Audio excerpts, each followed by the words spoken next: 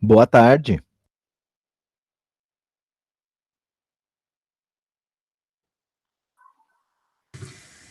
Boa tarde.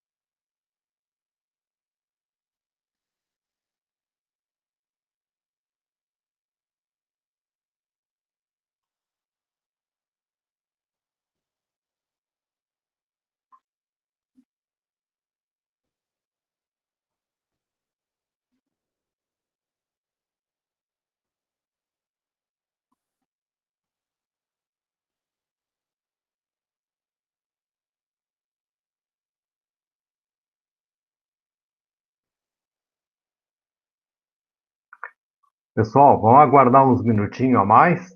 Boa tarde a todos que estão vendo agora por aí. Vamos aguardar um pouquinho mais para ver se chega mais pessoas, né?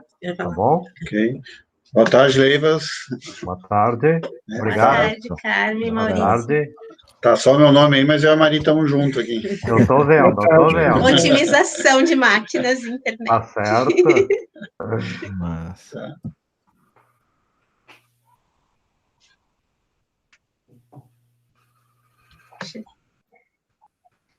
Boa tarde, Alexandre. Boa tarde, Márcia. Alguém está chamando especial, né? O pessoal todo vai chegando. Isso aí. Vamos lotar essa sala, né? Sim. Vamos lá. A gente falou só boa tarde pro... Eu falei Carmen, Maurício. Ah, sim. Carmen, Maurício, Jussara. Sara. São os conhecidos de vocês. Sim, sim. Sim. Com certeza. Mais Leandra, que chegando. conhecidos. Leandra, Marilene. Eu não vejo... Ah, porque fica mostrando alguns, eu não vejo o Maurício. Tu tirou a dona? Tu tirou o som?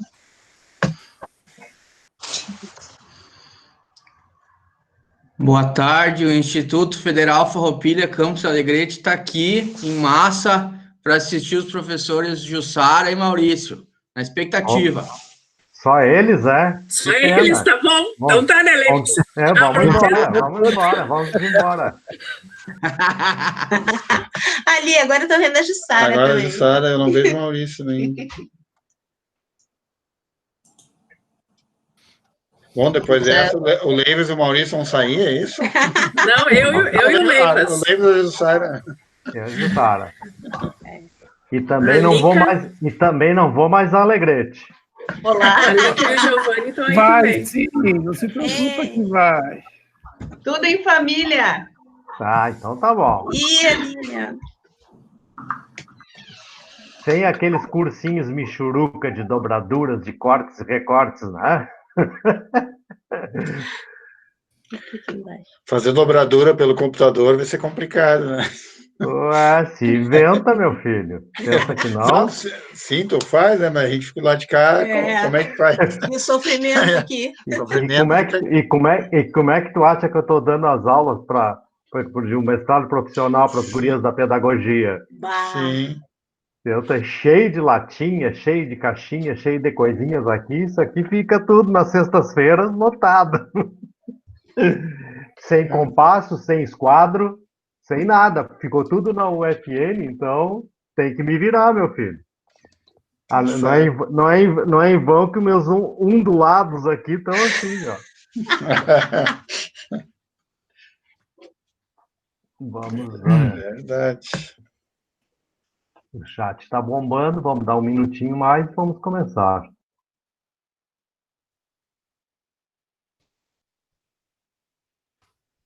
Temos pessoas, alguém está perguntando alguma coisa, não?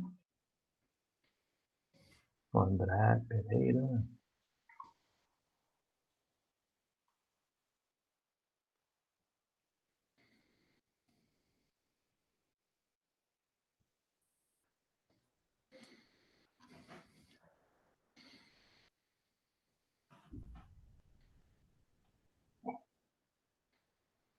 Aqui.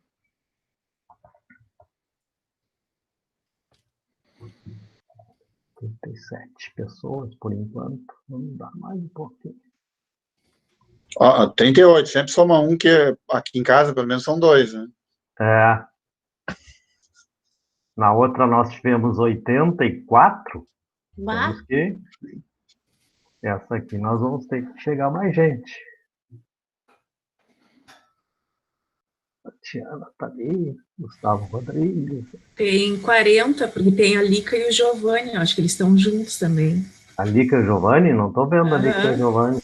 É, não, a Giovanni e Lisandra do FPEL. Eu não vi eles aqui, não tá aparecendo para mim.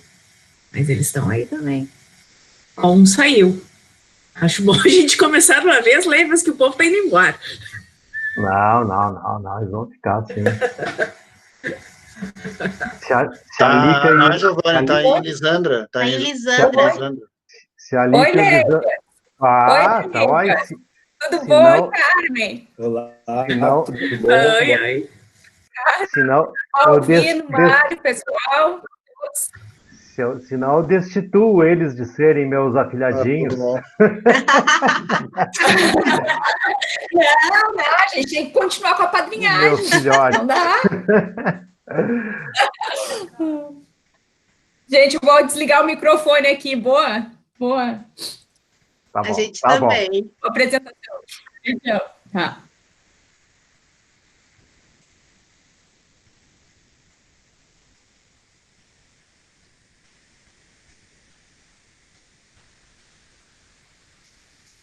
Então, vamos lá.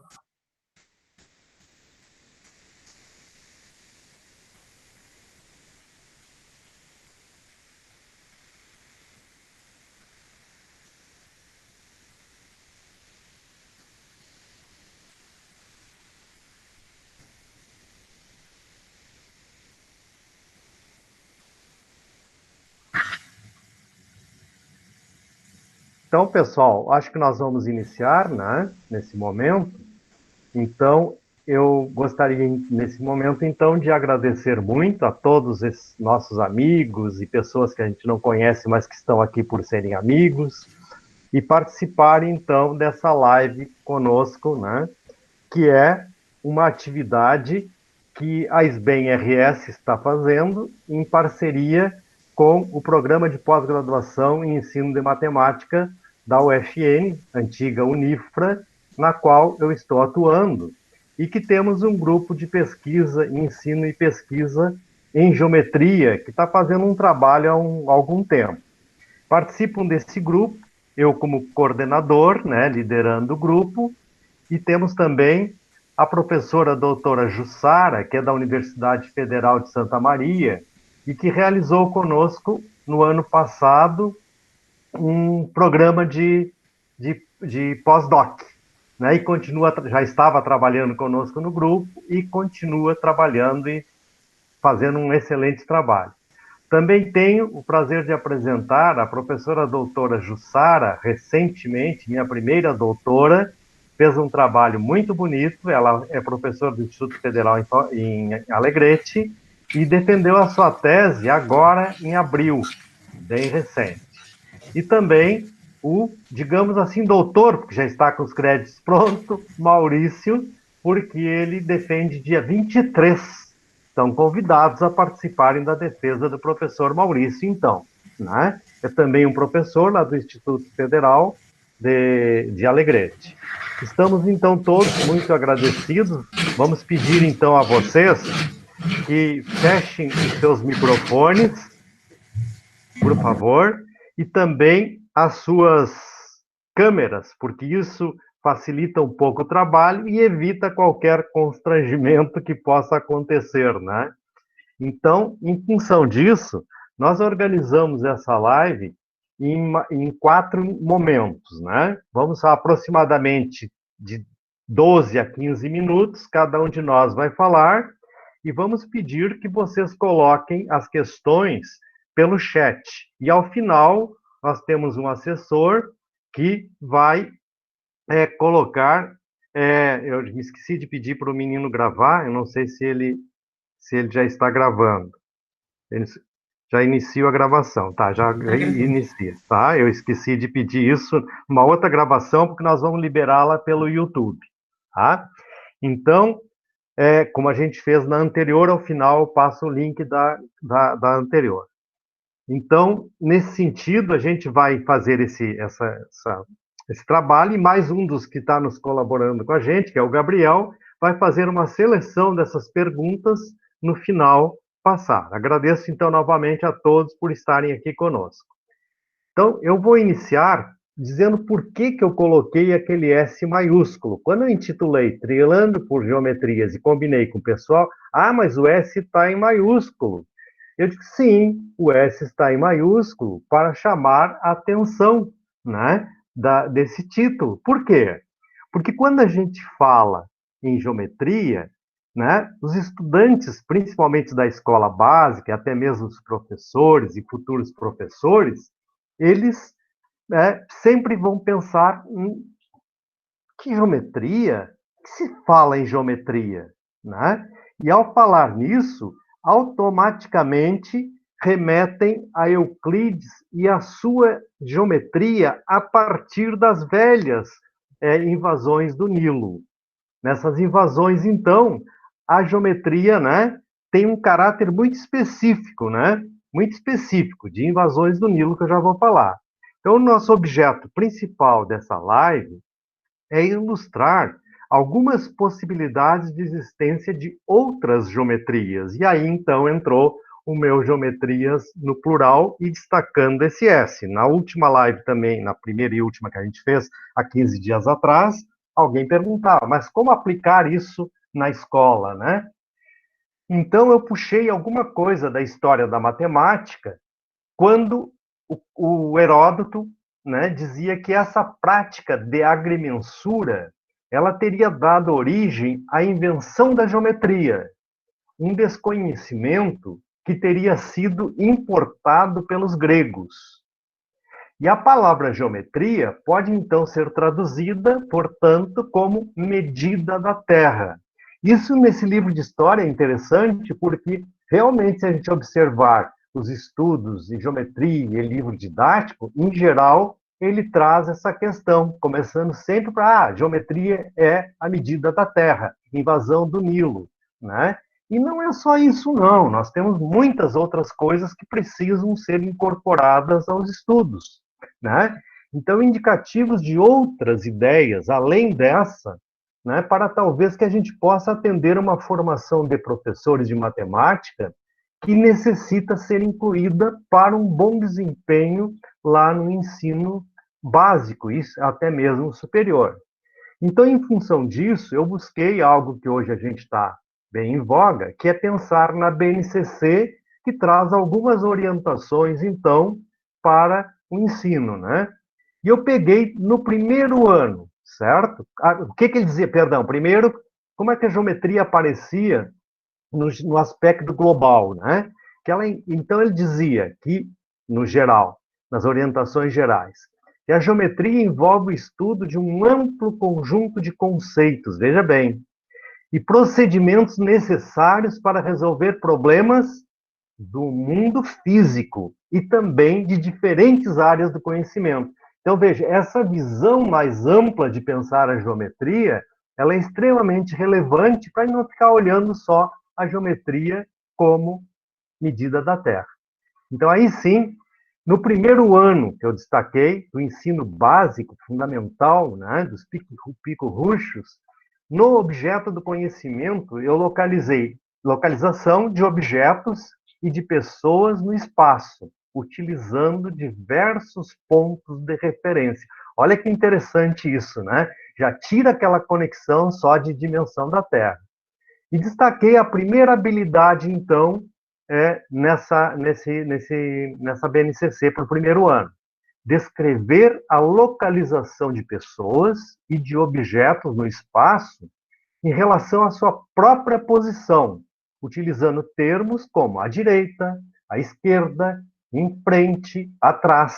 Então, bem interessante isso, porque eu pulei depois, não poderia passar nesse curto espaço por todos os anos, mas pulei para o 9º ano. E lá no objeto de conhecimento, grandezas e medidas, traz as unidades de medida para medir distâncias muito grandes ou muito pequenas. Interessante isso, porque a habilidade correspondente é reconhecer e empregar unidades usadas para expressar medidas muito grandes ou muito pequenas, tais como distância entre planetas, sistemas solares, entre ruas, entre cidades, entre países. Muito interessante, desculpem.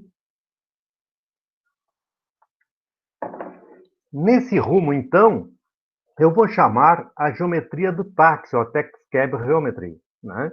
E aí, se eu estou falando nessas habilidades de distâncias, como é que fica pensar numa geometria que tem realmente esse título? Por isso que eu coloquei os dois em português e em inglês, para a gente ver o que é calcular, o que é distância, né? O que é distância? Bom, se colocarmos num plano cartesiano, no real, no chão, aqui, por ali, 2 pontos quaisquer, né? A geometria euclidiana, a partir também da geometria analítica, que caracteriza coordenadas dos pontos, permite que geometricamente analiticamente se obtenha a distância por coordenadas. Alunos de 9º ano, de 1º ano do colegial, já fazem isso. E geometricamente isso conduz a observar o segmento que vai de A até B, o segmento de reta que vai até B. Esse é o normal, usual, que se conhece que a escola trabalha, né? Se pensarmos, fizermos uma enquete, as pessoas vão visualizar, perceber isso assim, né? Mas será que só existe isso? E se eu olhar para um outro aspecto, por exemplo, por isso que se chama geometria de táxi, que é como funciona o caminho, o trajeto, né, percorrido por um táxi. Não é mais aquela geometria, aquela fórmula analítica de raiz quadrada das soma dos quadrados das diferenças das coordenadas. A função modular, que já se estuda no 6º ano, 7º ano, né, dos valores absolutos, nos números relativos, e no ensino médio a função modular, né, que necessariamente precisa ter muitas outras nuances. Então, nesse sentido, como é que fica andar um táxi? Ele não vai fazer mais aquele trajeto anterior. Ou a gente, né, numa cidade qualquer, andando pelas ruas, o nosso trajeto não é mais aquela linha reta, né, que liga o ponto A ao ponto B. É justamente o trajeto que percorre um triângulo retângulo. Por isso também é a chamada uma geometria do triângulo retângulo, né, geometria dos catetos. E aí, eu busco, então, o que significa andar ao redor? O que é um táxi circular em torno de um ponto? Quando a gente chega num lugar estranho, às vezes o taxista, né, fica percorrendo, se fazendo de não saber onde chegar, mesmo tendo o Waze hoje, né? Então, o que é andar ao redor? A Universidade Franciscana, ela se encontra na região central da cidade de Santa Maria, completamente urbanizada, né? Então, para chegar a um dos portões de acesso, como é que eu vou andar? Se o táxi vai circular para conseguir chegar próximo, né, a um dos acessos à instituição, né? Como é que o táxi vai circular ao redor, né? Necessariamente ele vai fazer isto, né? Ele tem que fazer isto, e ele circula até que ele vai encontrar, né, um ponto de acesso para chegar no ponto interno lá na universidade, onde ele se deseja. Então, nesse sentido, como é que na realidade, é uma questão muito real, né? Então, se eu pensar, por exemplo, se eu coloco, e eu já fiz isso em problema para ser resolvido em geometria analítica, se coloca uma estaca, na campanha isso é muito comum, amarra-se um cavalo e deixa-se ele pastar. E pergunta-se qual é a região que o cavalo pode pastar e qual é o máximo que ele pode fazer a pastagem para se alimentar, né? Seria o que a gente comum usar. Mas se eu olhar para a geometria do táxi, então o que é esse circular, andar ao redor do ponto de acesso? O conceito é exatamente o mesmo de lugar geométrico, só que a questão de distância, né, ela é diferente, a forma de calcular medidas é diferente. Então, nesse sentido, nós temos, em termos de naturalidade, o que acontece, né? Pode ser mais natural uma ou a outra. Esta é uma das geometrias que eu tenho para trazer para vocês nesse instante. E aí eu digo assim, teve uma orientação, Helenara Machado de Souza, que talvez esteja por aqui, ela fez uma investigação muito interessante no seu mestrado, em 2016, em que ela fez uma investigação com meninas do magistério e fez todo um estudo de como que elas se deslocavam até o local de trabalho, né? E ela fez também uma apresentação no Enem de 2016, também consta um trabalho a respeito que a gente pode deixar. E ano passado, produzi também outra pesquisa com meus estudantes, que foi publicada também recentemente. Então, nesse sentido, uma ideia de geometria, por exemplo, do táxi, que pode ser pensada. E eu dou um pulo a mais, porque eu já estou cansado, e quero sentar para uma boa refeição. Bom, mas eu vou ter que primeiro montar, né, a minha cozinha. Então, se eu montar uma salinha para tomar um cafezinho, como estamos ali, né? E será que essas coisas dão indícios de alguma geometria por aqui? Né? Será que dá um indício por aqui? Será que dá um indício por ali? Ou dá um indício por aqui?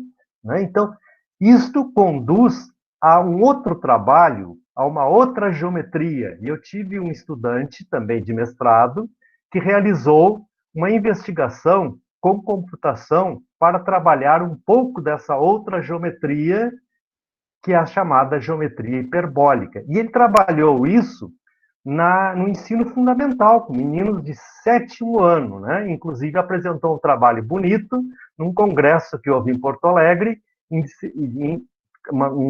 congresso latino-americano interdisciplinar do adolescente. Foi muito interessante.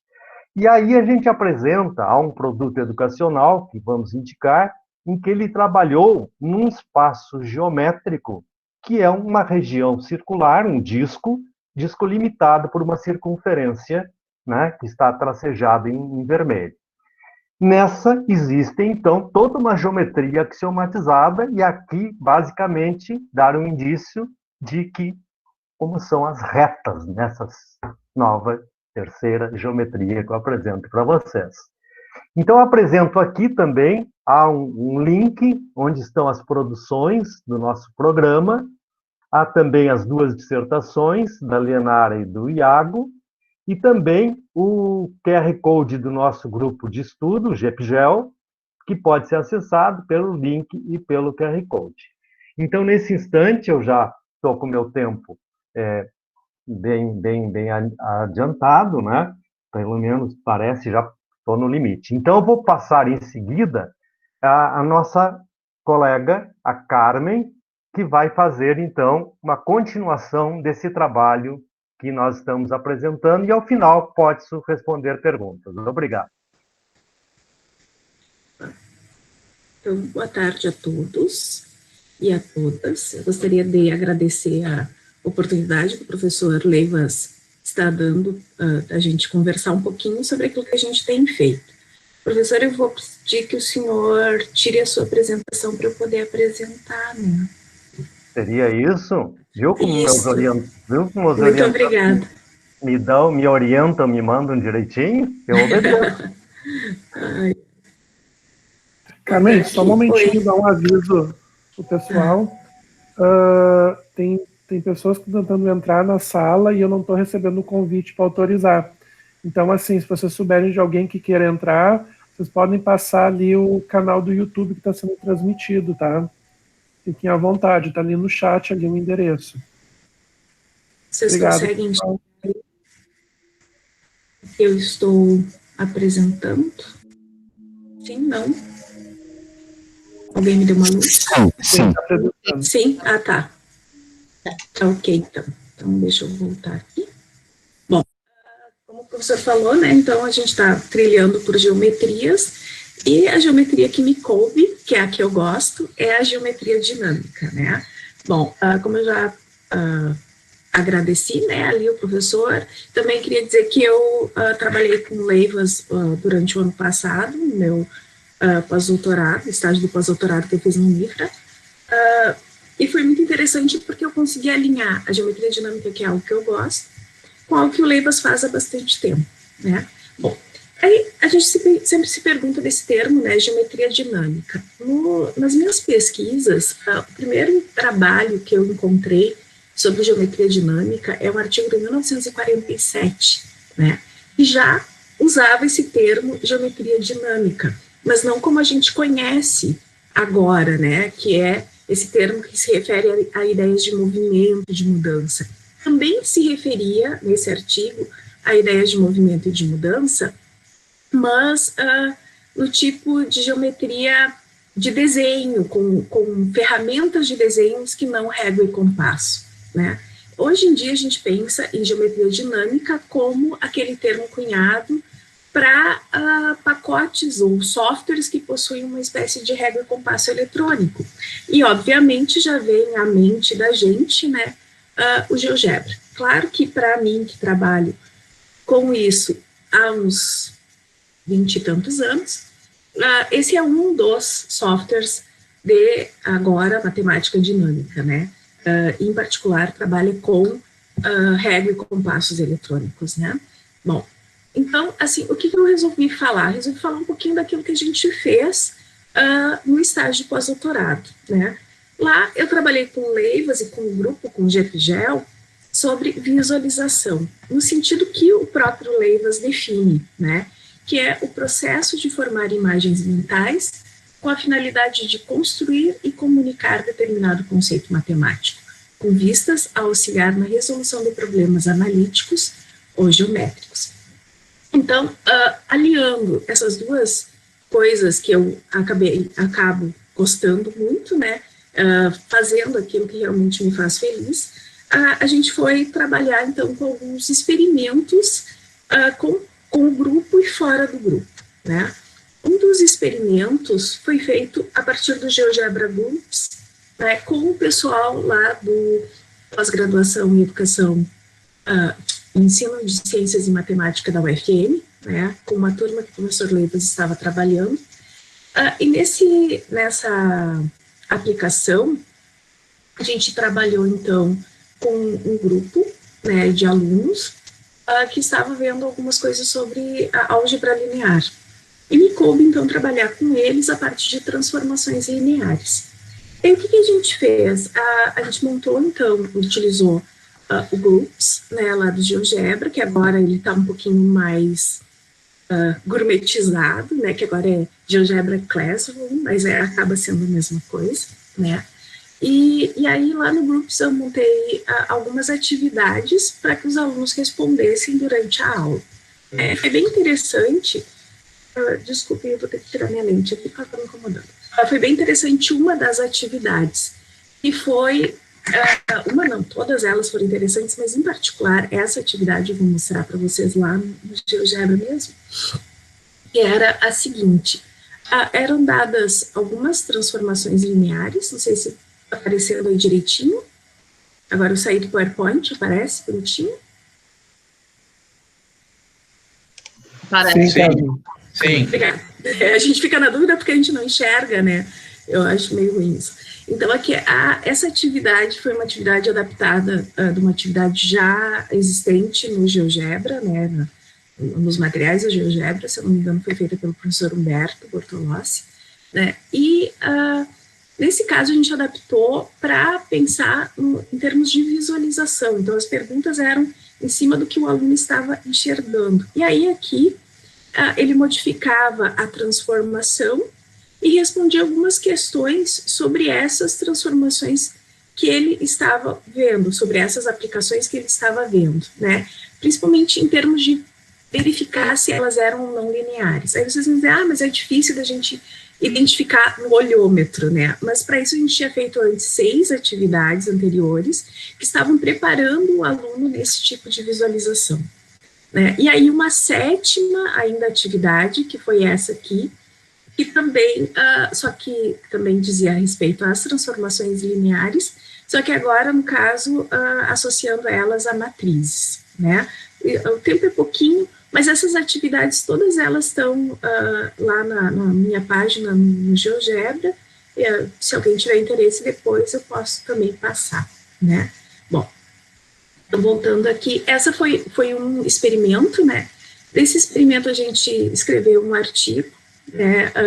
Eu e o professor Leivas, e ele foi publicado na TEAR esse ano, o primeiro volume desse ano, né? Então, a gente investigou realmente o potencial que existia de visualização num software de matemática dinâmica para estudar transformações lineares. Eu acho que ficou um artigo bem interessante, bem legal. Vamos fazer comercial, né? Aí depois também, outro trabalho que a gente fez, eu e o professor Leivas em conjunto, foi a ideia de ver provas sem palavras, né? Então, Então, assim, nesse caso, o que aconteceu? Eu fui num congresso, vi um trabalho do professor Hilário, que ele fazia algumas provas sem palavras, Hilário Alencar, né? Que ele fazia algumas provas sem palavras, mas de forma estática, né? E eu disse assim, poxa, isso é legal da gente fazer com o GeoGebra, né? E aí, conversando com o professor Leivas, ele disse, olha, mas o potencial da visualização que isso possui é muito interessante. Então, por exemplo, aqui a gente faz a demonstração do Teorema de Pitágoras, né, em termos visuais apenas, né? É uma demonstração bem simples, assim, mas em termos visual ela é muito interessante. E a gente acredita que se isso for mostrado para os alunos do ensino fundamental, vai ter um impacto interessante. Um outro exemplo é esse aqui, que é para a soma dos N primeiros termos ímpares também, né, que é algo, é uma demonstraçãozinha bem legal de verificar, né, aí isso seria mais para o ensino médio.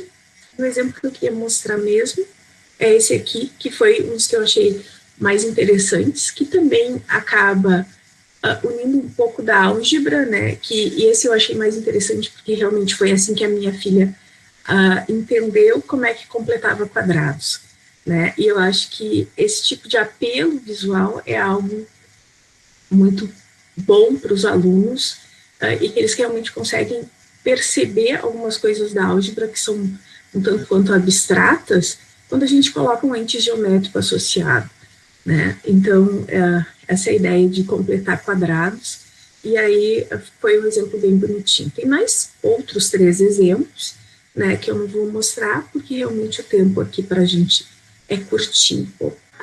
A pessoa só com uma lente tá difícil de enxergar também, mas vamos lá, tá? E aí, essa brincadeira, né, de trabalhar com provas sem palavras, também acabou virando um artigo, né, meu professor Hilário e professor Leivas, que é Provas sem Palavras, Visualização, Animação e GeoGebra. Título extremamente criativo, né? mas é que realmente foi tudo aquilo que a gente acabou juntando, né? Então, esses foram 2 trabalhos, assim, que eu acabei realizando no pós-doc, que eu achei interessante de mostrar, o potencial que um software de geometria dinâmica, ou matemática dinâmica, possui, né, e que pode auxiliar no processo de ensino e aprendizagem, né. Bom, além desse trabalho, a gente tem outros trabalhos que foram publicados, um sobre morfismos e o teorema de Thales, que foi feito em conjunto com o Jonathan Aquino, que é agora aluno de doutorado do professor Leivas.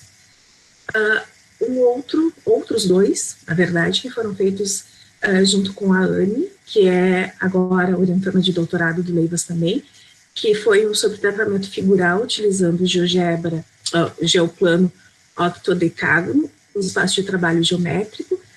Esse aqui até o professor levou para apresentar lá na África, muito chique, né?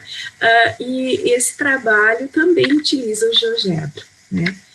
E aqui a gente tem um outro trabalhinho sobre uma conexão geométrica, imagens visuais, mentais e registros matemáticos, que foi submetido e foi aceito na revista Amazônia. Ainda temos mais 2 trabalhos que foram submetidos e ainda não tivemos nenhum tipo de resposta, né? Um sobre o desenvolvimento da visualização em cordas, em nós de cordas, né, que foi um experimento que a gente fez no grupo. E também a gente agora está saindo um pouco da modalidade visual e está trabalhando com gestos, e aí trabalhamos com os gestos no ensino e aprendizagem de geometria, né, que foi trabalhando com um jogo, né, que a gente acabou produzindo dentro do grupo, né, e ainda tem em produção alguns outros artigos que a gente tem trabalhado aí com o grupo. Então, assim, o que eu gostaria de deixar, né, que o que ocorre? Quando a gente trabalha com um grupo que gosta daquilo que faz, como é o caso do GPGEL, a gente consegue, além de ter bons amigos, né, que é o que acontece aqui, a gente tem uma família, cria um lugar de amizade, confiança, respeito, solidariedade, né, porque todo mundo se ajuda, e sem contar, assim, que ter a orientação do Leivas é algo realmente muito legal. Ele é um paizão, né, eu vou puxar o saco sempre, porque amo de coração, né, eu acho que é isso, tá bom.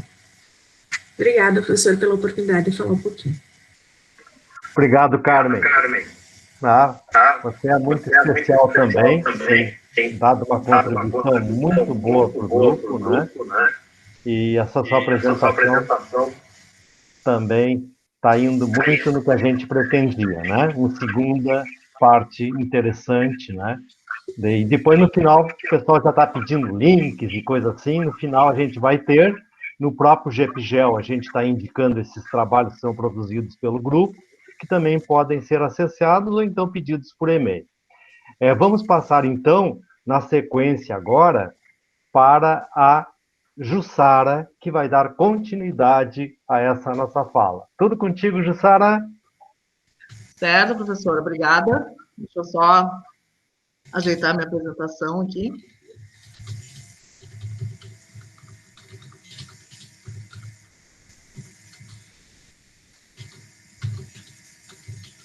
Só preciso da confirmação, pessoal, se está aparecendo para vocês.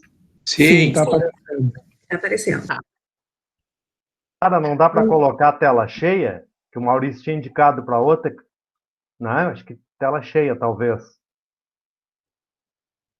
Mas eu acho que para mim, professor, aqui eu estou com a minha apresentação aparecendo.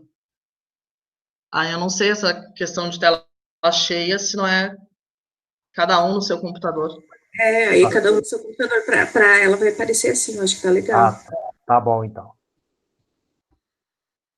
Tá.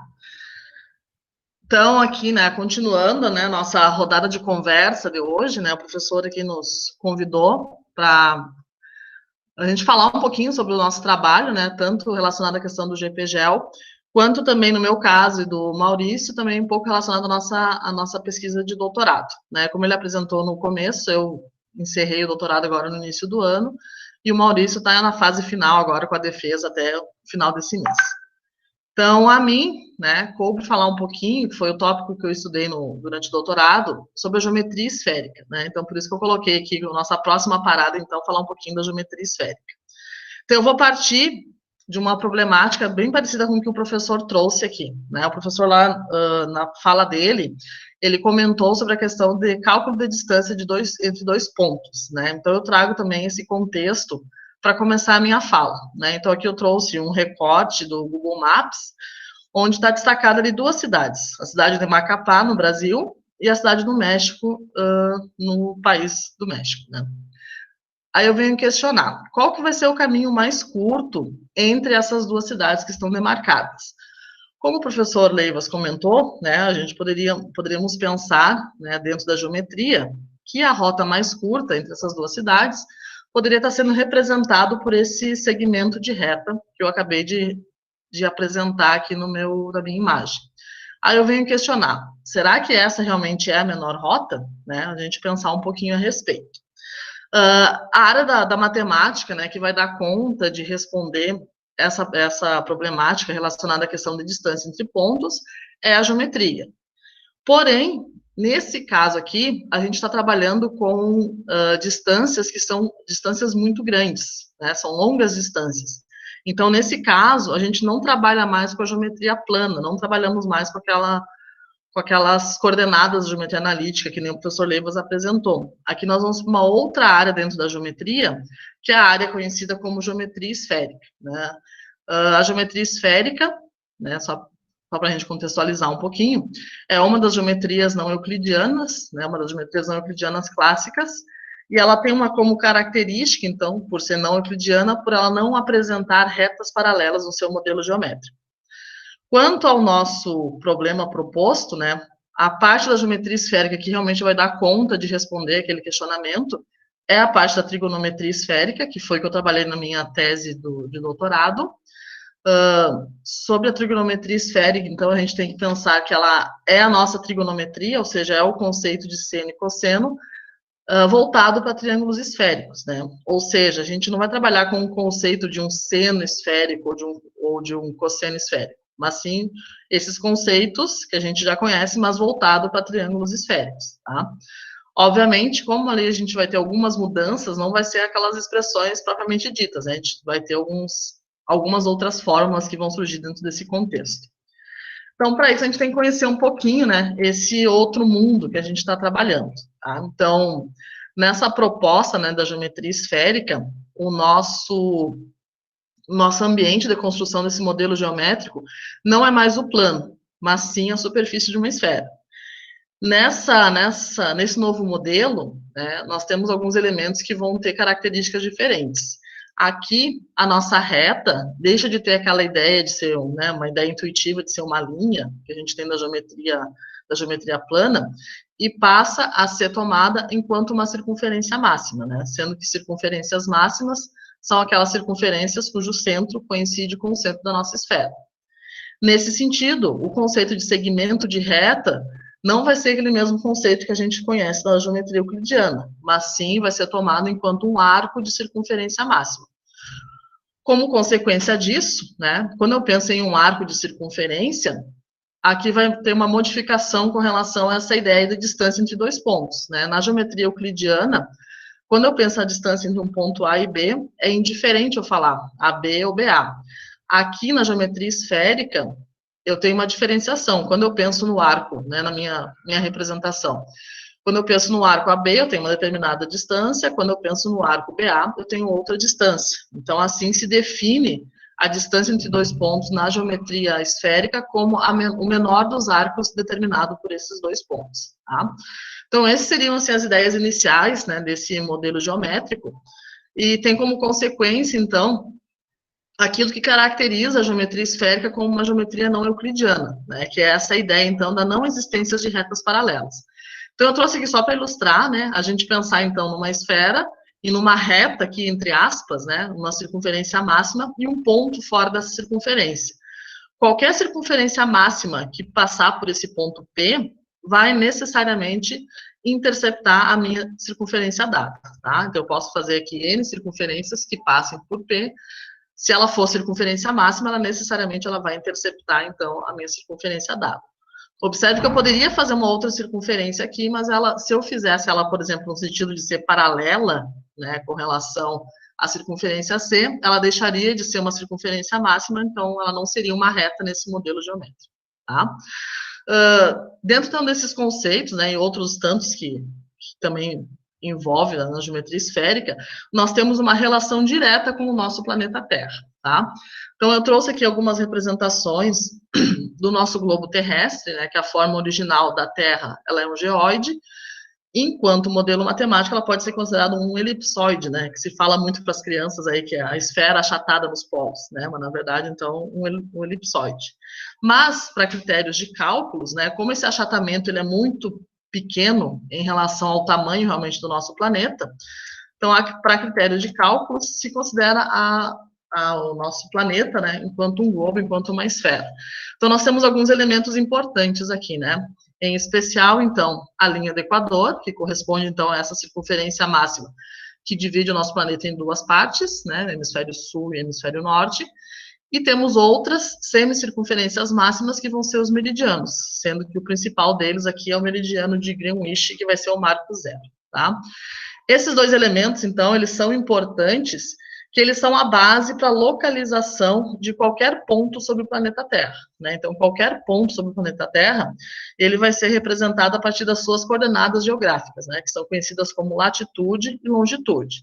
Então, nesse sistema, a linha do Equador e o meridiano de Greenwich, eles vão formar, então, um sistema coordenado, sendo, então, que a latitude representa, então, a que altura que esse ponto vai estar, a que distância que esse ponto vai estar em relação à linha do Equador, e a longitude corresponde, então, à distância que ele vai estar em relação ao nosso meridiano de Greenwich, tá? Como a gente está pensando aqui, né, em arcos de circunferência máxima, essas medidas, né, latitude e latitude, elas representam, então, esses ângulos centrais que a gente tem para cada um desses arcos. Sendo assim, então, elas são medidas em graus, certo? Então, voltando ao nosso problema inicial, né, que eu tinha feito essa representação, agora a gente vai ter que corrigir, então, essa representação. Então, na verdade, aqui, a gente não pode, quando a gente trabalha com grandes distâncias, falar que a distância entre dois pontos, ela vai ser, então, um segmento de reta, como a gente comumente conhece. Na verdade, então, a distância entre dois pontos, ela vai ter que ser representada por um arco de circunferência máxima. Tanto que, se a gente for olhar esses aplicativos, né, que trabalham com o Google Maps, ou qualquer outro aplicativo, quando a gente vai trabalhar com distâncias maiores, o próprio aplicativo já traz essa representação, né, de ser uma linha curva. Então, isso que é interessante para o aluno ter em mente que, num outro modelo geométrico, por mais que eu estou olhando algo que está representado em duas dimensões, mas aqui, na verdade, ele está fazendo uma representação de algo que seria com relação à nossa esfera. Só critério de curiosidade, então, né, além dessa questão dessa representação e da gente pensar, então, que a menor distância é dada pelo menor arco de circunferência definido por esses dois pontos, a gente pode, então, a partir de algumas informações, determinar a distância, né, determinar que tamanho que tem esse arco. Para isso, então, a gente vai trabalhar com os valores, né, da latitude e da longitude, certo? Conhecidos esses valores, né, pessoal, então a gente pode estar montando uma representação onde vou entrar realmente no assunto da trigonometria esférica, que eu havia falado no início, né? Então, fiz uma representação onde eu tenho aqui a cidade de Macapá, né, eu não cheguei a falar ali antes, mas ela tem, a latitude dela é praticamente zero, né, a latitude é zero, né, ela tem pouquinha diferença em relação a estar realmente sobre a linha do Equador, tanto que essa cidade ela é conhecida como a capital do meio do mundo, e nós temos, então, um ponto C para representar a cidade do México, tá? Então, se eu olhar o Polo Norte, né, que eu tenho um ponto lá no Polo Norte, a gente vai ter um triângulo, né, eu teria uma representação desse tipo, que é um triângulo que é conhecido, então, como triângulo esférico, é um triângulo, então, formado aqui por arcos de circunferência. Então, eu poderia trabalhar ou com esse triângulo, ou poderia pensar em fazer um prolongamento, né, desse meu meridiano que passa pelo ponto N e pelo ponto C, e formaria aqui um outro triângulo, triângulo CPN. O que esse triângulo aqui teria de interessante, né? Se eu olhar esse triângulo aqui especificamente, como o arco NP, ele representa um meridiano, aqui a gente vai ter, então, um ângulo reto, porque qualquer meridiano intercepta a linha do Equador segundo um ângulo reto. Então, aqui, né, que foi o que eu trabalhei no meu doutorado, especificamente, a gente tem, então, a condição de triângulos esféricos retângulos, tá? Só critério de curiosidade, então, né, para esse tipo de triângulo, nós temos 10 diferentes fórmulas que envolvem os seus elementos que nos permitem determinar tanto essas distâncias, que nem é o exemplo que eu trouxe aqui, quanto outras informações próprias da navegação, como o rumo de partida, o rumo de chegada e assim por diante, tá? Então, eu só fiz uns cálculos aqui, que eu não vou me deter nesse assunto, né? Mas então eu trouxe uma dessas fórmulas, depois eu vou falar um pouquinho dela, que é uma fórmula que me permite, então, determinar essa distância que a gente tem aqui entre C e M, que daria, então, aqui, né, primeiro eu vou achar essa distância em graus, depois eu tenho algumas relações para achar essa distância aí, que daria aproximadamente 5.660 quilômetros. O que a gente tem, então, nesse outro modelo geométrico, né? Então, além dele nos permitir esses cálculos de longa distância, é interessante a gente pensar em alguns paralelos com relação à geometria plana, né? Então, enquanto na geometria plana, se a gente for olhar a soma dos ângulos internos no triângulo, a gente vai encontrar o valor de 180 graus, na geometria esférica, esse valor já vai variar entre 180 e 540. Enquanto na geometria plana a gente tem triângulos com apenas um ângulo reto, na geometria esférica a gente pode ter triângulos com 1, 2 ou até 3 ângulos retos. Enquanto na geometria plana não existe um valor máximo para a soma dos lados, na esférica existe esse valor, e esse valor vai ser no máximo 360 graus. Um outro resultado que a gente pode estar trabalhando, né? Enquanto na geometria plana é válido o teorema de Pitágoras, na geometria esférica ele não é válido como nós conhecemos, mas sim aquela fórmula que eu utilizei, ela vai ser quem faz o papel de teorema de Pitágoras, né? Tanto é que a gente pode olhar aqui que ela equivale, então, ao cosseno da hipotenusa igual ao produto do cosseno dos catetos, certo? Então, esses paralelos são interessantes, né? Para a gente estar trazendo, assim, um certo destaque para as geometrias não euclidianas, no sentido de estar mostrando para o aluno que a gente tem vários problemas da geometria, vários problemas que são resolvidos com base na geometria plana ou espacial, com base numa geometria euclidiana, mas existem outros tantos que não são resolvidos com essas geometrias, né? Então, é interessante o aluno, tanto da educação básica quanto do ensino superior, ele ter essa consciência, então, da existência de outros modelos geométricos. Então, nesse sentido, né, a gente pode trazer alguns elementos, né, que venham a justificar, né, também essa possível interligação da geometria não euclidiana numa turma de educação básica do ensino superior, né? Então a gente pode pensar assim, esses exemplos que eu trouxe especificamente, né, eles nos auxiliam muito com essa articulação, né, com o ensino de outras áreas, especificamente ali geometria, física, mas também então um pouco até facilita até a própria compreensão do nosso mundo como um todo, né, desse nosso deslocamento aí sobre o globo terrestre. É um caminho possível, né? Tanto é que foi alguns resultados que eu consegui na minha pesquisa de doutorado, e pretendo, assim, estar continuando, assim, esse estudo. Como o nosso tempo aqui é curtinho, né? Então, para quem quiser, né, se interessar por esse assunto, né, eu trouxe aqui 3 indicações de livros, 2 do professor Lázaro Coutinho, assim, que ele é um professor da Escola Naval, então ele tem bastante material nesse sentido. Esses 2 livros aqui são bem interessantes, e um da SBN, né? Então, convite às geometrias não euclidianas e geometrias euclidiana, esférica e hiperbólica. Então, aqui vai apresentar um pouco o caráter histórico e traz, assim, uma pincelada, tanto da euclidiana quanto das não euclidianas, esférica e hiperbólica. E esse último, que ele vai focar especificamente na trigonometria esférica. Então, ele tem bastante material interessante. E, óbvio, também, né, estaria trazendo aqui a indicação da minha tese, que ela vem discutir não apenas esses aspectos matemáticos, né, que os livros acabam trazendo, mas também o viés da questão da aprendizagem do aluno desses conceitos, tá? Aí, da minha parte, era isso. Agradeço aí o professor, agradeço também a atenção de todos. Obrigado, Jussara. Mais um show da nossa garotinha aí, né? Fico muito feliz de vê-los se apresentando todos vocês. Na sequência... Horrível, professor, ficamos 15 minutos. Oi? Horrível, ficamos 15 minutos. Eu sei, terias muito que falar. É uma tese muito linda, ela usou um autor interessante, que é o Schempp, que trabalha com 2 tipos de compreensão, a relacional e a instrumental, e ela aplicou isso justamente aí num tema bem diferenciado, né? Na sequência, então, nós vamos pedir ao Maurício que é o nosso quase doutor, né? Vamos ver se ele também fica nesse tempo, né? Ele vai se esforçar, fala muito. Tudo contigo, Maurição. Tá bom, vamos lá, né? Depois dessa pressão aí, vamos aqui colocar a apresentação.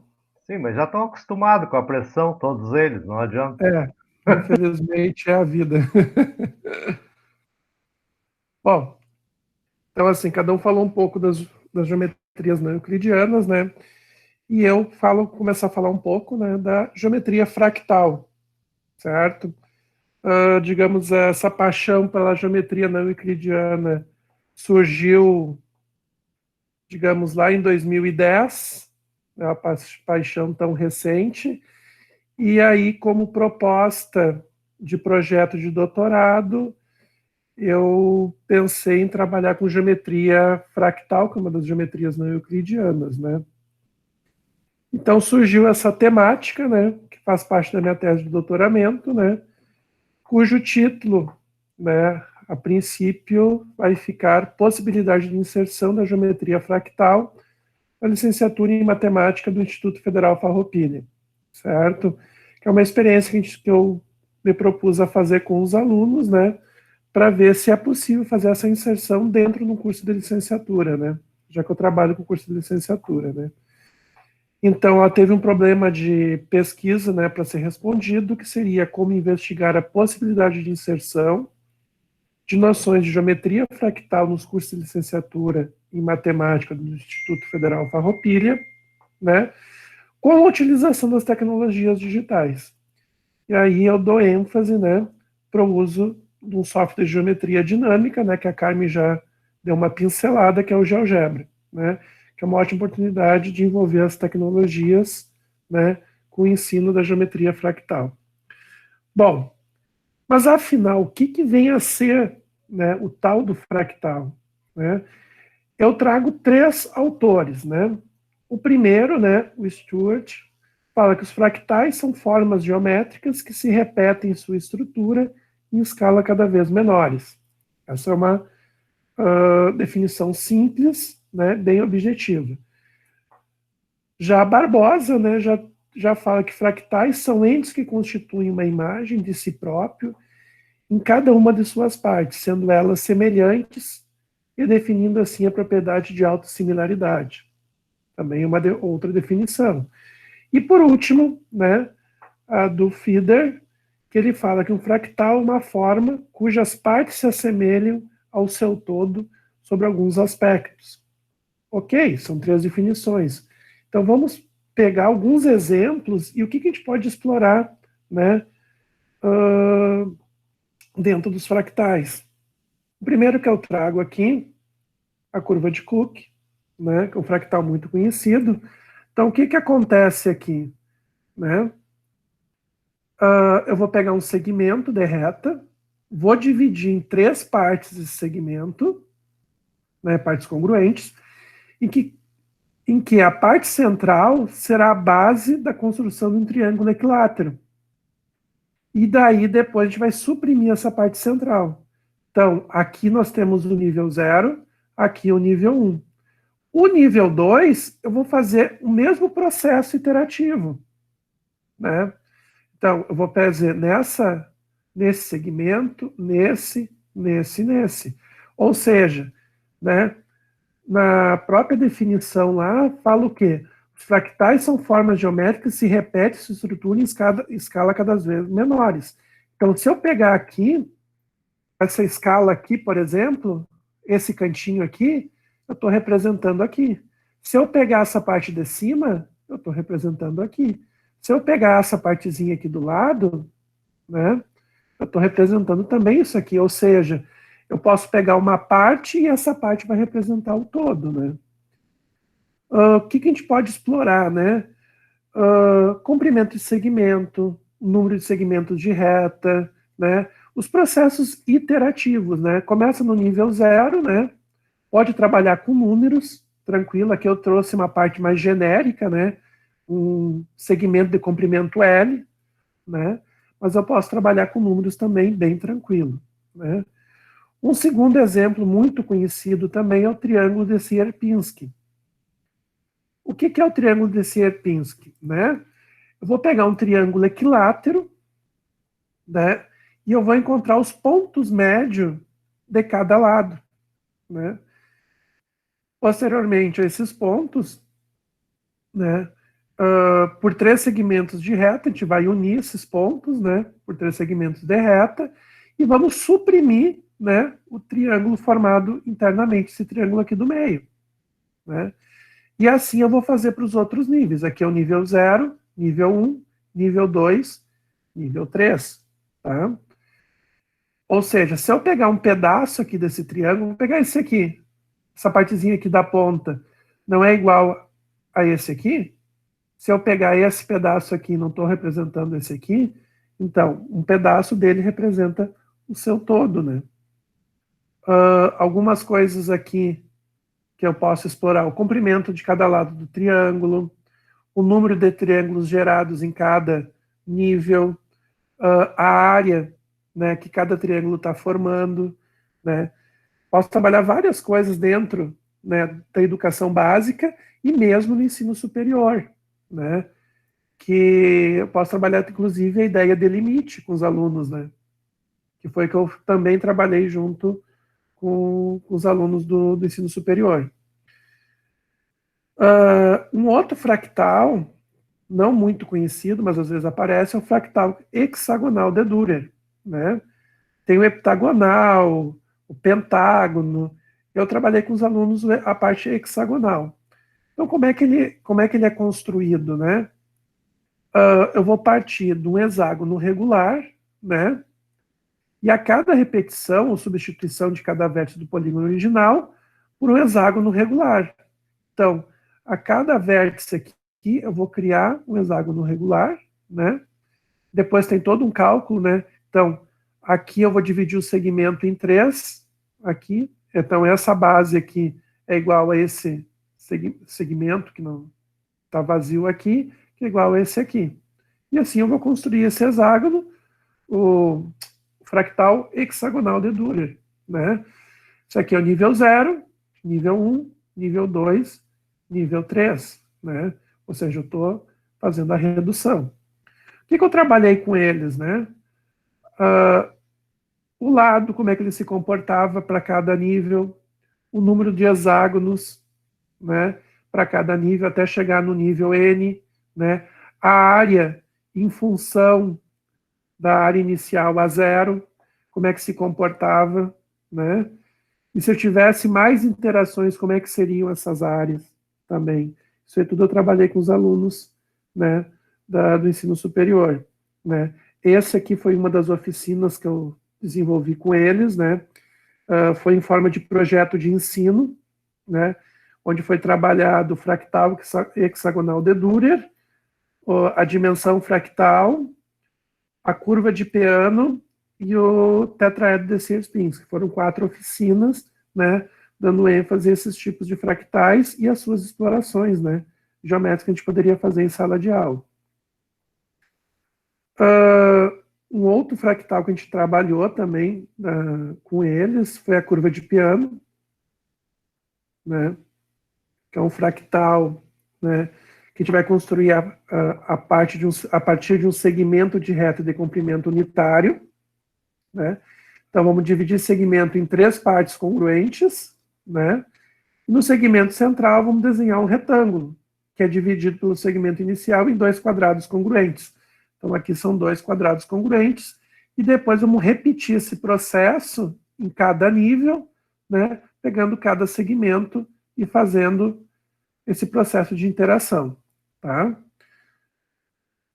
E aí, o que a gente pode explorar dentro da curva de Peano? Novamente, o lado, o número de segmentos, como é que se comporta a área a cada quadrado gerado, né, até chegar ao nível N.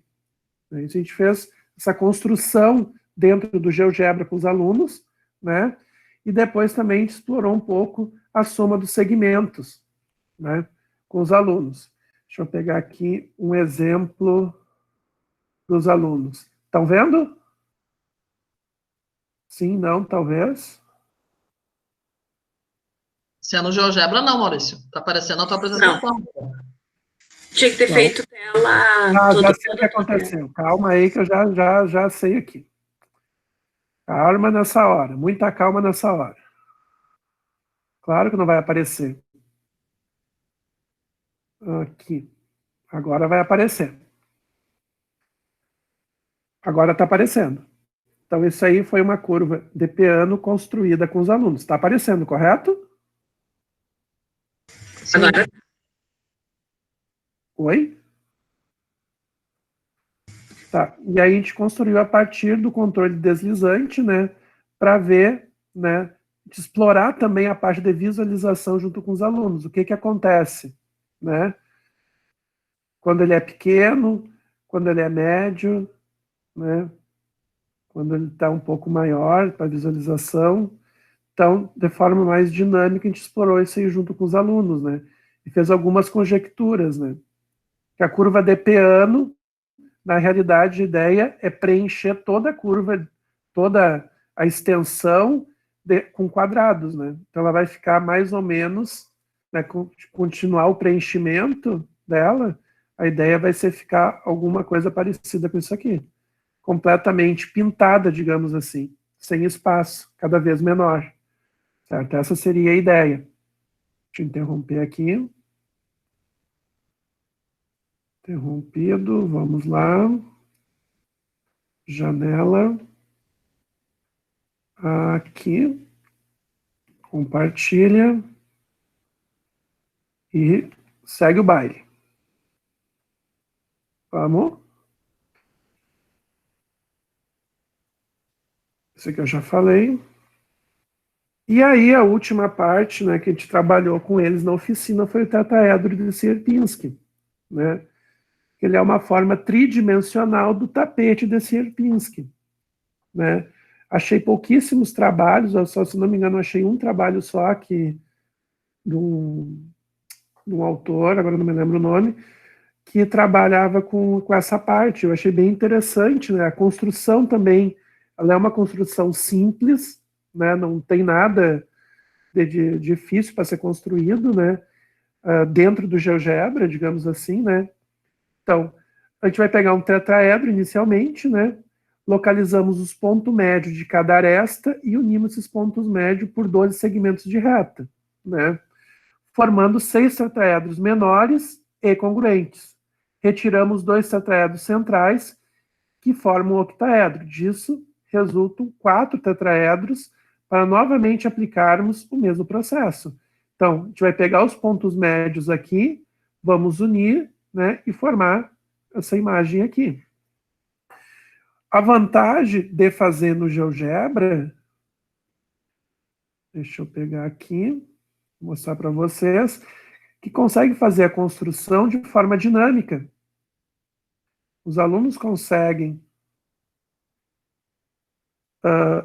construir, isso aqui foi uma construção de um desses alunos que participaram dessa oficina, e eles conseguem visualizar, mexer, contar as arestas, quantos tetraedros são formados quando chega no nível 3, né? Aliás, esse aqui é nível 2. No nível 2, se quiser fazer com número também na educação básica, estipular uma aresta de segmento X lá, tranquilo, dá para ser trabalhado também. Eu fiz de forma genérica com os alunos, né, da matemática. E eles acharam bem interessante essa parte da visualização, que a gente consegue manipular o objeto, né, que não daria para fazer, né, se fosse feito num desenho no papel, que ficaria mais complicado, dessa parte de visualização. Também é uma coisa que eu trabalho um pouco na minha tese, essa parte de visualização. Opa, vamos voltar lá.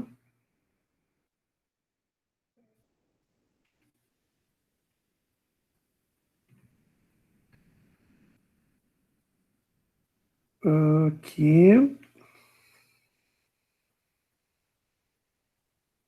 Opa, foi.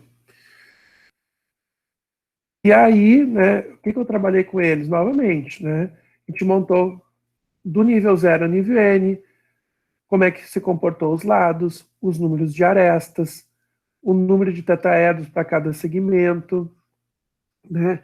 Depois, como é que ficou a soma das arestas até o nível N, como ficou a soma das áreas, como ficou a soma dos volumes, né? Quando chega ao nível N, o que acontece com o volume? O volume tende a zero, a soma das áreas permanece constante, a soma das arestas tende a infinito. Então, todo esse tipo de trabalho matemático a gente realizou nessas oficinas com os alunos, né? E aí algumas considerações, né? Quer dizer, que é possível, sim, trabalhar esse tipo de atividade com os alunos, né? Apresentar esse tipo de geometria, que é uma outra geometria que eles não têm no currículo, né? Eles têm geometria plana, espacial, analítica, todas, né, com ênfase na euclidiana, né? Então não consta no PPC, né? E com certeza, pelas respostas apresentadas, né, pelos acadêmicos, a gente constatou, sim, que houve aprendizagem, né? Apresentando esse conhecimento de geometria fractal, os acadêmicos, quem sabe, né, em suas futuras práticas pedagógicas, né, ou no estágio, ou mesmo depois de formados, né, eles possam reproduzir esse tipo de conhecimento de educação básica, né, que é uma coisa muito que eu conversava com o professor Leivas, que é muito difícil, de repente, tu desenvolver algum outro conteúdo na educação básica se tu não viu na graduação, né. Então, é uma oportunidade de desenvolver outros conteúdos dentro da graduação que não estão, né, no PPC do projeto pedagógico do curso, né. Além disso, né, por meio do estudo das geometrias não euclidianas, né, é uma ótima oportunidade, né, de incentivar o uso das tecnologias digitais, em especial, né, o software de geometria dinâmica GeoGebra, certo? E aqui são algumas referências que eu utilizei, certo? Então, muito obrigado novamente pelo convite, né? Obrigado a todos pela participação. E era isso aí. Então tá, obrigado, Maurício. Tá? Fechamos então a fala de todos, né? Agradeço muito já de imediato a todos que estão colaborando, né? E que colaboraram, que falaram, e teria 1000 coisas, cada um a gente limitou o tempo, né? Falariam 1 hora inteira cada um deles, tem, né, absoluta certeza para eles, né? Mas a gente quis dar uma amostra até aqui do que o grupo está produzindo, né? Que o nosso programa está produzindo, e ao mesmo tempo mostrar para a SBEM e seus associados aqui do Rio Grande do Sul e nacional possibilidades de mostrar que a educação matemática tem sim como falar em matemática, aliando a computação, a educação, e trazer novas oportunidades de mudanças de currículos, né? De alterar currículos, de atender as demandas, mudar aquele cenário da mesmice, né?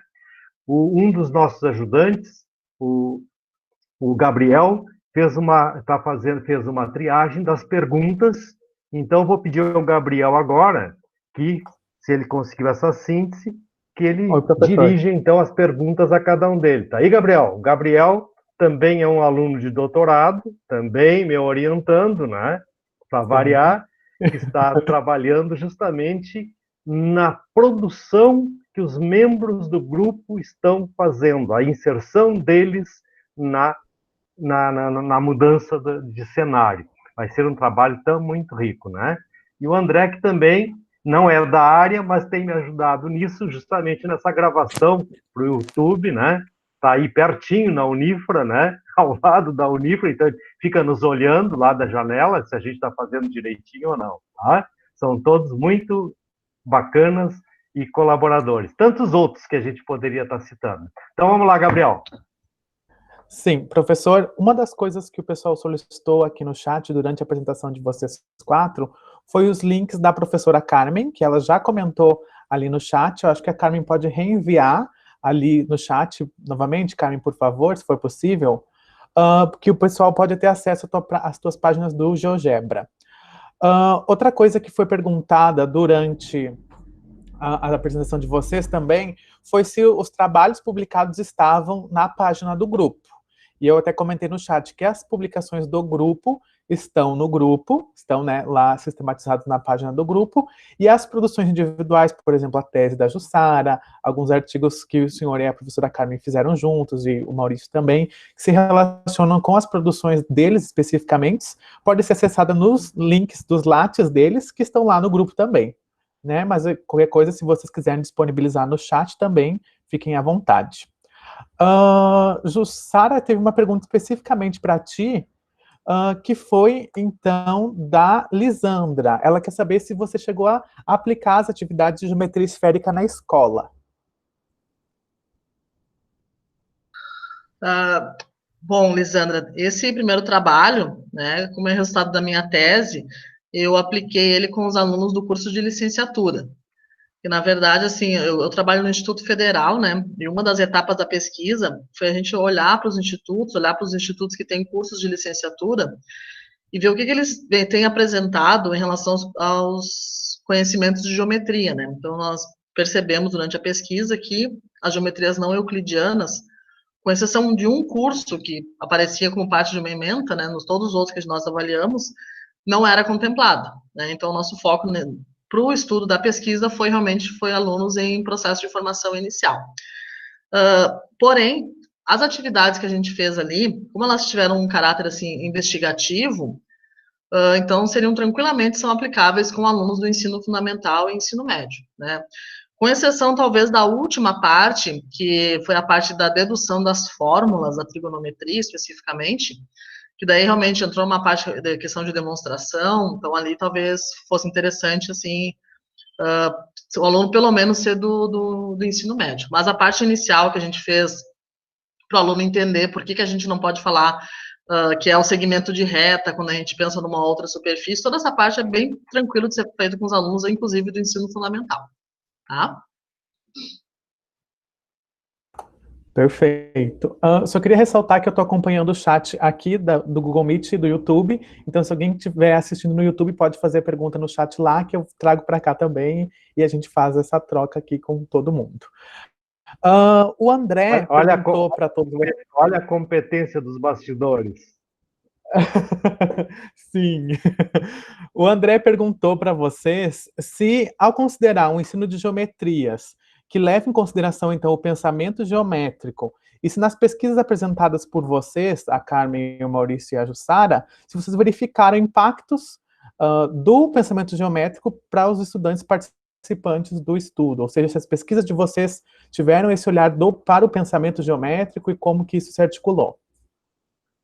Aí vocês podem comentar, eu acho que cada um pode abrir um pouquinho sobre as pesquisas de cada um. Você se anima? Eu posso começar. Vai.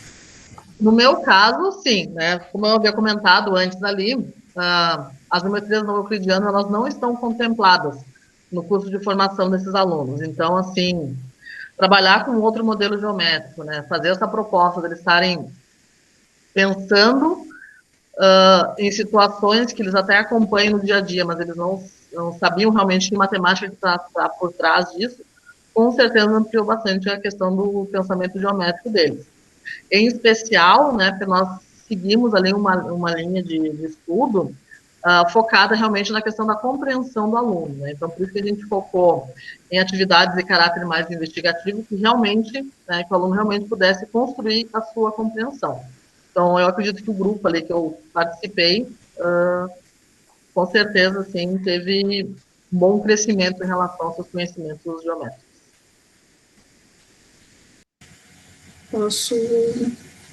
Posso falar sobre uma das pesquisas que foi a que eu apresentei ali, né, que é a pesquisa que a gente fez com tópicos de transformações lineares, né, de álgebra linear. O que a gente percebeu, assim, em relação, uma das coisas ruins, né, que foi muita atividade para pouco tempo, né, porque a gente imaginou, assim, que as pessoas que estavam trabalhando naquele momento eram licenciados em matemática e que essas noções de transformações lineares seria algo que eles teriam na mente, assim, né, só que não foi isso que aconteceu. principalmente em termos das notações que a gente estava utilizando. Então, o que a gente acredita que tem acontecido é que o tema de transformações lineares, ele está muito distante da prática de sala de aula, né? E aí, então, não foi realmente um bom tópico, né? Começou por aí. Mas a gente observou, assim, que aqueles alunos que realmente lembravam sobre transformações lineares, eles conseguiram desenvolver as atividades no tempo que a gente tinha planejado, né? E entrevistando esses alunos, a gente também percebeu que o sistema de matemática dinâmica que a gente utilizou auxiliou a explorar as percepções visuais, né? E também uma coisa importante que esse aluno, um dos alunos falou, né, é que às vezes a ênfase no ensino de transformações lineares ocorre dentro da universidade por meios não visuais, né? E pensando na escola básica, a gente vai trabalhar com transformações geométricas agora a partir da nova BNCC, né? E às vezes os professores falam o que é uma transformação geométrica, definem, mas não mostram, não fazem a relação visual com isso. Então, a gente percebe que talvez, né, trabalhando dessa forma, fique mais fácil para os alunos entenderem, né, seja mais palpável, né. Isso. Eu vejo assim que na minha pesquisa assim, foi bem interessante esse desenvolvimento do pensamento geométrico dentro ali da sala de aula dos alunos, do crescimento, essa parte que a Carmen falou da visualização também usei bastante, essa parte de construções iterativas também. Isso aí é uma coisa importante vocês verem dentro dos cursos de licenciatura, que eu não, muitas vezes, às vezes acaba não se desenvolvendo, né, dentro dos cursos da forma esperada, né. E ali foi um momento de reflexão que a gente pode construir junto com os alunos, né, fazer esse desenvolvimento. Então essa parte foi muito interessante, né, junto aliando a parte das tecnologias, né, que foi um aliado bem importante também que auxiliou esse desenvolvimento desse pensamento geométrico junto com os alunos. Então, acho que era isso aí. Então, resgatando os três ali, o que o Maurício trabalhou muito essa questão para desenvolver pensamento geométrico, respondendo ao que o André pergunta, na medida em que ele fez uma correlação, ele usou a teoria de Duval, e ele fez uma correlação entre essas coisas e os registros. Então, não basta fazer o registro simplesmente, né, escrito lá, simbólico, se ele não faz essa questão do desenvolver, o pensar, aquela que a Carmen citou, de construção de imagens mentais. Então, realmente, nesse sentido, o trabalho que ele desenvolveu tem e verifica isso, talvez não explicitamente, que pode ser um trabalho feito, né, uma escrita disso, de um momento posterior, para não entrar em depressão pós-doc, né? Quanto ao o que a Carmen fala, é muito interessante no sentido de que antes dela fazer esse trabalho, foi com meus alunos lá na mestrado, numa disciplina que eu tenho que dar álgebra linear, geometria analítica em 32 horas. Então, o que eu comecei? Perguntando o que eles viam de geometria, um elenco de matrizes que eu colocava. Por quê? Porque a escola só prioriza a questão algébrica de matrizes.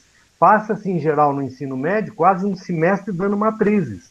Mas qual é o aspecto geométrico envolvido? E a Carmen veio e resgatou essa questão dessas matrizes para as transformações lineares e amarrou uma conexão muito interessante. Isso permite, por exemplo, esse desenvolvimento na questão do desenvolvimento do pensamento geométrico, na medida que ele sai de uma álgebra e vai, né, sem significado para uma visão bem geométrica.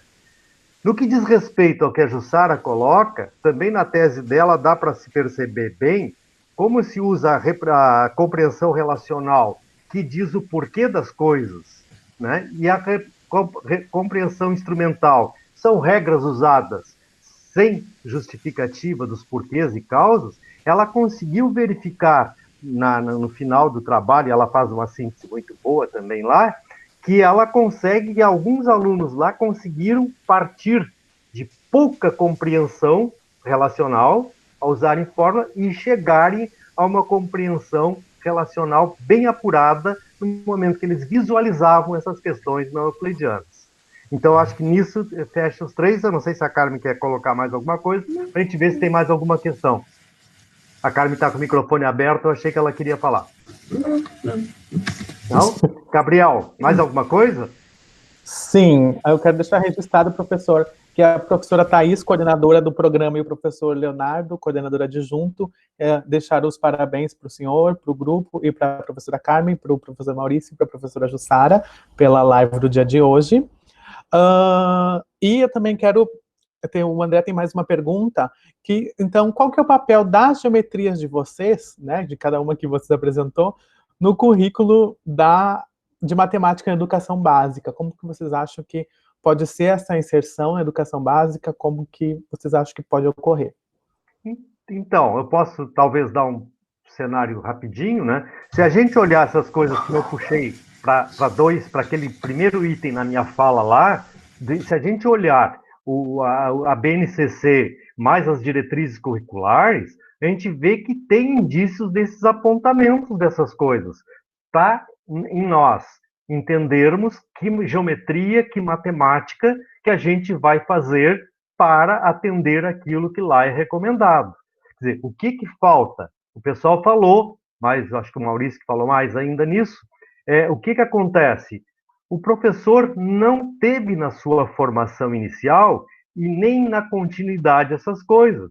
E a geometria, por incrível que pareça, ela continua sendo renegada, mesmo nos programas de pós-graduação. Pessoas, usualmente, não cursam as disciplinas de geometria. Concluem, às vezes, um mestrado e um doutorado, sem ter essa visão mais ampla de outras coisas que possam ser conectadas lá. Eu posso falar um pouquinho sobre isso. Se eu olhar a BNCC do ensino médio, por exemplo, tu tem lá a parte de trigonometria, né? Mas tem uma parte que chama projeções cartográficas agora. Então, nesse sentido, a tese da Jussara cai como uma luva, né? Porque, bom, ela falou ali de longitude e latitude. Não necessariamente o professor precisa entrar na trigonometria, né, esférica, mas é uma aplicação muito interessante, né? Também é uma aplicação interessante para a lei de senos e cossenos, né? Poderia ser, né? Ele pode trabalhar com isso dentro da geometria esférica, que é algo que está na BNCC que deve ser trabalhado. Quanto à tese do Maurício, também, olhando para o ensino médio, se tu pegar a parte de isometrias, né, tudo aquilo que o Maurício fez com o GeoGebra, tu pode fazer a partir de sequências. Eu não sei se foi assim que o Maurício fez, mas pode ser feito a partir de sequências, né? E quando tu usa sequências, tu usa, por exemplo, as homotetias, né? Então, tu tem ali uma ampla variedade de coisas que tu pode olhar com o teu aluno dentro da própria geometria. Não precisa sair muito da geometria, até para fazer a própria construção dentro do GeoGebra, né? Então, também puxando a brasa para o meio assado, né? Quando tu quer trabalhar com um software de geometria dinâmica, tu precisa ter o conhecimento da geometria intrínseca, né? Porque às vezes tu não consegue fazer aquilo que tu quer. Então, eu acho que tem lugar, sim, dessas geometrias que a gente mostrou na educação básica. Para isso, aquilo que o professor comentou, basta que o professor também tenha conhecimento, né? Porque a gente não consegue ensinar chinês se a gente não sabe, né? Então, não tem isso. Parafraseando o meu querido amigo Giovanni. Bem isso, sim. Eu comentei rapidamente, eu estou em disciplinas que tem para o mestrado profissional só para pedagogos no nosso programa. E esse semestre nós também é interdisciplinar, comigo com uma colega das ciências, e trabalhamos a filotaxia das plantas. E o que eu trabalhei? Sequências de Fibonacci e a questão de envolvimento com também fractais. Então, há algumas associações entre as plantas e depois também construir o próprio triângulo com materiais concretos para elas para obter sequências e convergências para números, por exemplo. Então, é possível, sim, eu aposto nisso e acredito. Mais alguma, Gabriel? Não, só para reforçar, além de poder desenvolver, né, que a BNC também traz, o pensamento computacional. Né, que a BNC também reforça isso aí, que é bem interessante. A Carmen Então, acho que a gente... está concordando.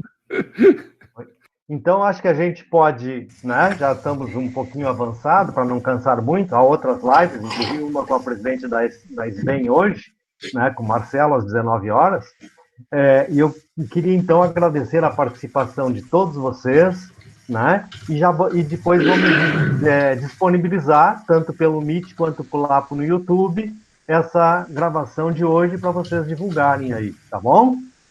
Um abração, professor, a todos, muito obrigado. Professor. Oi, Gabriel.